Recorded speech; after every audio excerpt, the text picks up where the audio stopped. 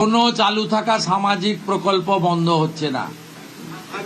কোনো সামাজিক চালু থাকা প্রকল্প, এটা আমরা আমাদের কর্মসূচি মানে প্রচারকালীনও বলেছি, কোনো চালু থাকা সামাজিক প্রকল্প সে 30 বছর আগের হতে পারে, 10 বছর আগের হতে পারে, কোনো সামাজিক প্রকল্প আমরা বন্ধ করছি না।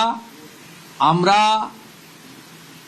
পেপারলেস অফিসও করব, আমরা সমস্ত পোর্টালগুলোকে আপডেটও করব এবং সমস্ত বেনিফিশিয়ারি ডিবিটির মাধ্যমে, যেটা নরেন্দ্র মোদীজির নেতৃত্বে দেশের সরকার করেছে, ডাইরেক্ট বেনিফিট ট্রান্সফারের মাধ্যমে হবে এবং সবটাই স্বচ্ছতার সঙ্গে হবে।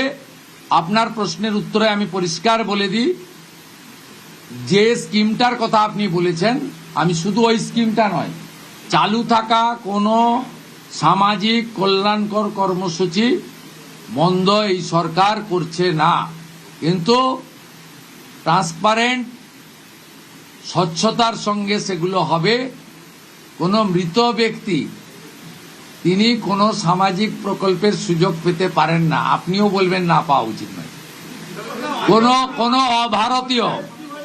কোনো অভারতীয় তিনি ভারতের কোনো প্রদেশ বা জাতীয় সরকারের কোনো বেনিফিট তার পাওয়া উচিত নয়।